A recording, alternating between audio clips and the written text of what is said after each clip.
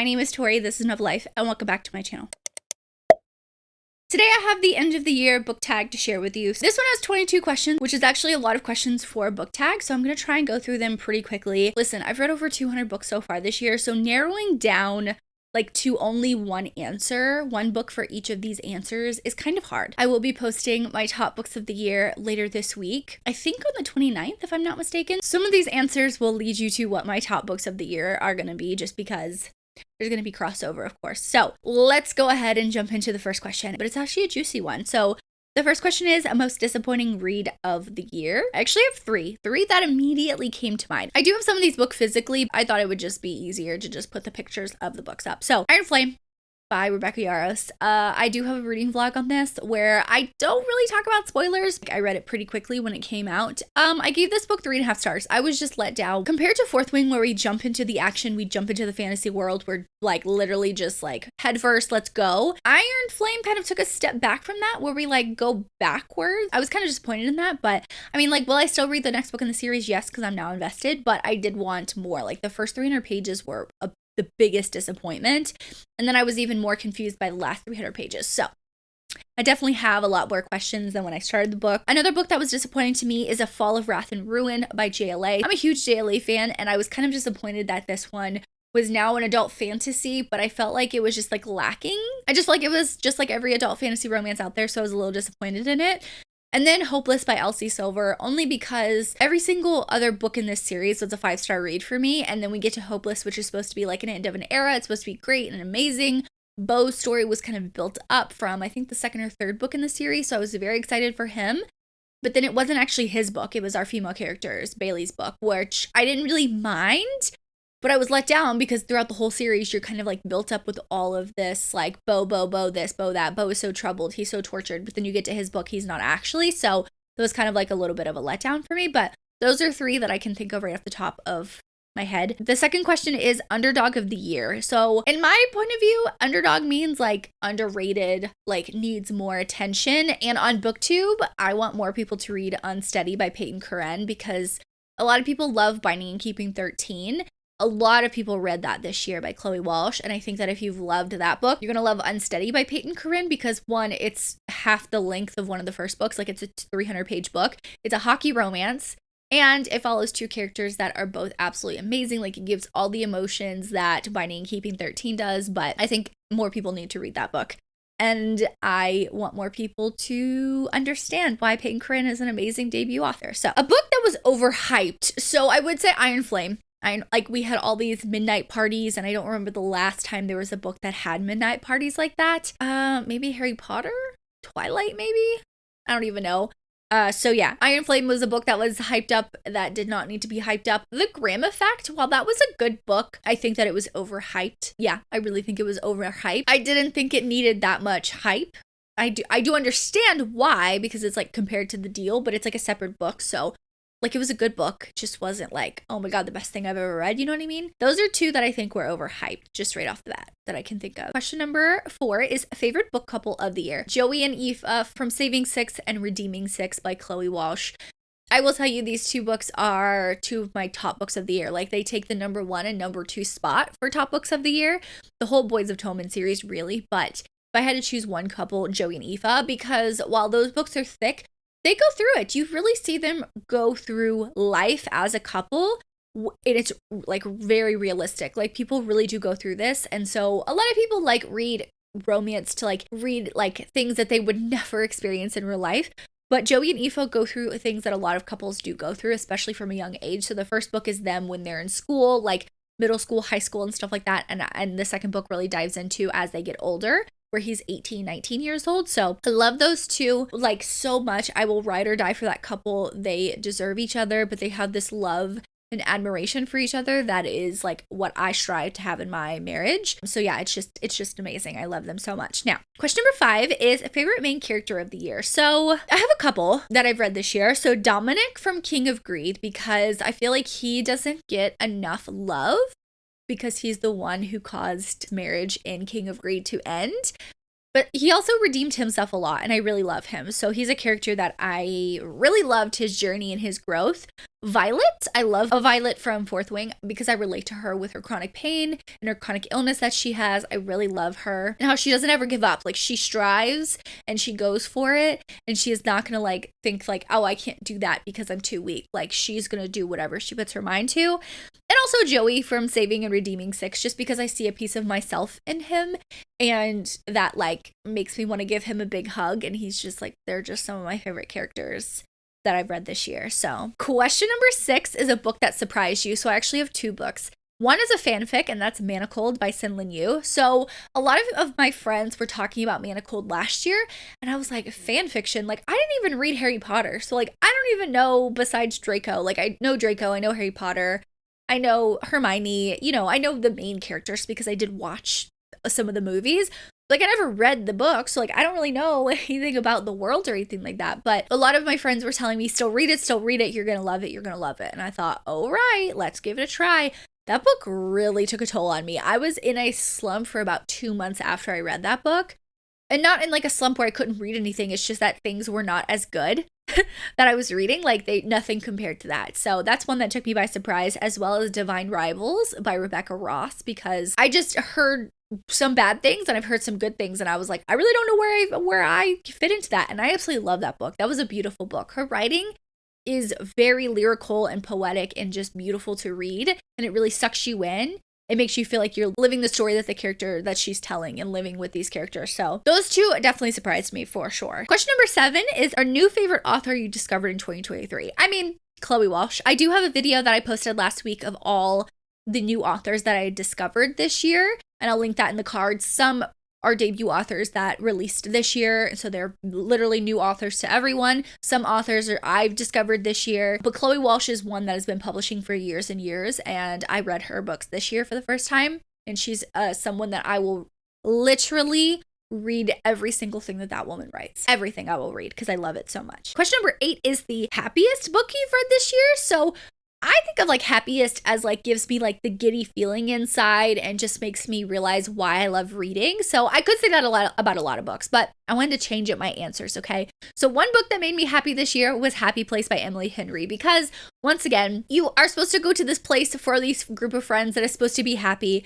But when she goes there, her ex-fiance is there, but all of her friends don't know that they're not engaged anymore.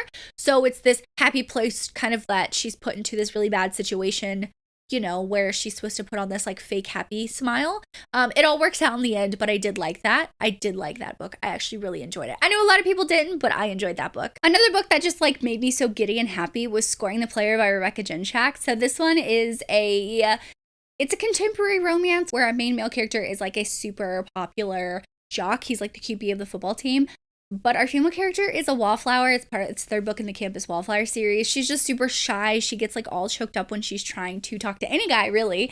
And she's had her eye on Felix for a while, but Felix has also had his eye on her for a while. And it was just super cute. It made me so giddy. Like, honestly, it made me so giddy inside that it was just like the sweetest romance ever. And it made me so happy. So those are 2 that made me super happy. Question number 9 is the most frustrating book of 2023. And for me, that's between Love and Loathing by Shane Rose. So some people love this book, and I've read other books by Shane Rose before that were okay, but this book has chronic illness rep in it, and I've talked about this quite a bit, and I don't like to be super negative, but this book has lupus representation, and I felt like for this being touted as a chronic illness book, like a representation of a chronic illness, I thought it was probably one of the worst books that I've read of a chronic illness representation, honestly. So that's all I'm gonna say, but it was very frustrating because it was number 1 and number 2 for the longest time on the Amazon store, which I was so happy about. But like, why this book in particular when this is like one of the worst books I've read for a chronic illness rep? I don't know. It was very disappointing to me for a lot of different reasons, but that is just the main points I have. Question number 10 is best adaptation of the year. I actually haven't watched that many like books to TV or movie adaptations this year, but Daisy Jones and the Six I thought was really, really good. I read the book and then I think I read the book and then watched the TV show, or I watched the TV show and then read the book. I have a whole video about this. I thought it was well made. I'm a big fan of Taylor Jenkins Reid, so I really liked that book, but I also liked what they did with the TV show. I think they did it well. So that's the best one. That's really the only one. So that's my only answer. Question number 11 is the longest book you've read this year. Now, Redeeming Six is, I think, Kindle pages. It's like over 1,000. But physically, Redeeming Six by Chloe Walsh, I think, is like 800 pages, technically, physically. Published book. But I also read Manacled by Senlin Yu, which is a fanfic, and I think that's definitely over 1,000 pages. Ebook or physically, I don't know, but those two I know are the longest books that I've read. For sure, hands down. Question number 12 is the shortest book you've read this year, and I think it's a Christmas novella. I just read a bunch of Christmas novellas, so I do know Spiked Hot Chocolate was 86 pages, and so I'm pretty sure that's the shortest book I've read this year, if I'm not mistaken, but some novella. I don't read that many novellas, but one of those. Favorite covers of the year. So I collect a lot of special editions, so it's really hard for me to tell like my favorite, but I did just pick up this year the special editions from Barnes & Noble of Crescent City. This is Crescent City 1.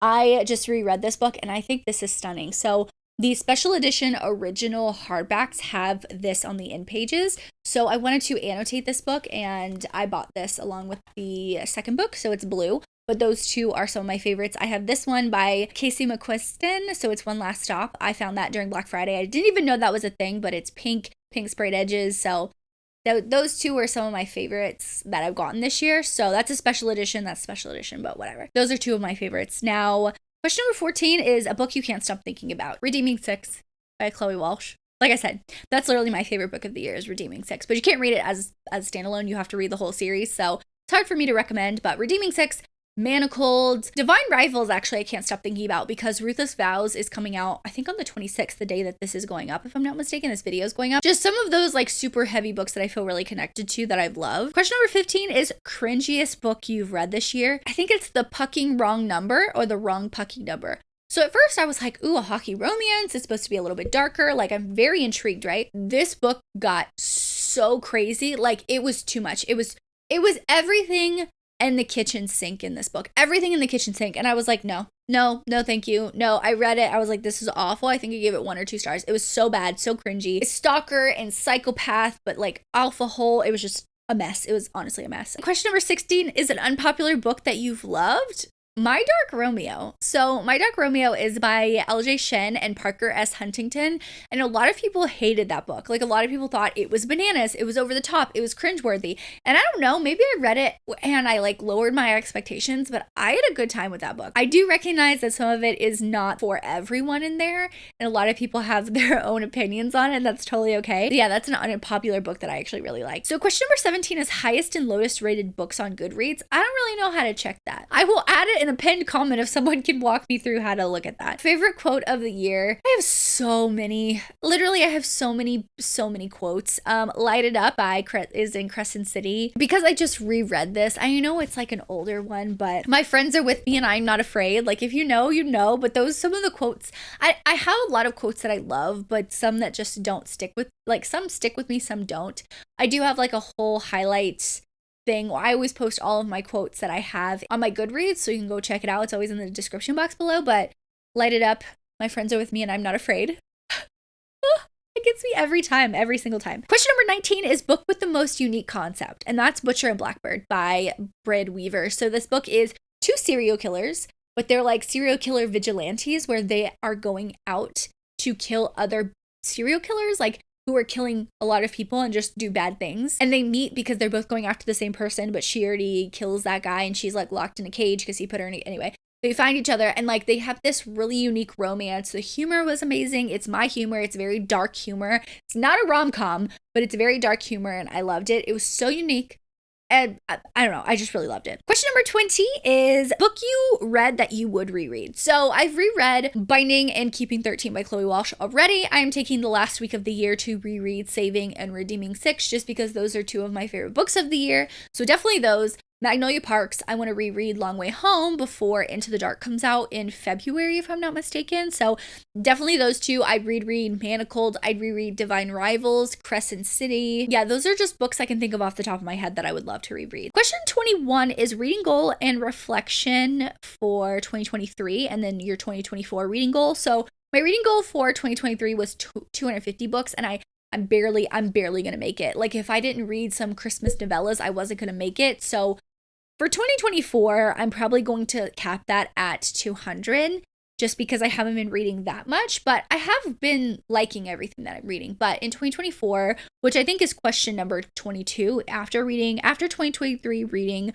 what are you prioritizing reading in 2024? Want to read more like fantasy romance? I want to branch out a little bit. I want to read more historical fiction books. I used to read a good bit of those, but this year in 2023, I've just read all romances. I'm not mad about that, but I do want to branch out and read more because I read Divine Rivals towards the end of this year. I did a whole reading vlog, and that took me by surprise. And that's like a fantasy historical fiction with a romance, and I thought it was really nice, but it wasn't super spicy. Like, it's closed door, and I'm okay with that. I've read a couple of good books that opened up like what I want to really focus on next year. So I think I'm going to do a video talking about some of my 2024 goals on my Patreon probably. So you can join for a free trial if you want over there, and I'll dive into more of that. But yeah, I haven't really made a lot of my goals. I usually do that the last week of the year. So, but if you have made it this far, drop me a black heart emoji in the comments down below. I always do a basic emoji for the videos, but it's fine. It's whatever. But yeah, drop me a black heart emoji. If you are watching this video, I am tagging you. If you want to do this,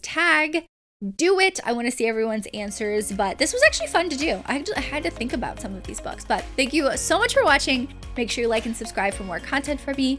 As always, I hope you're living a novel life, and I will see you in my next one. Bye, guys.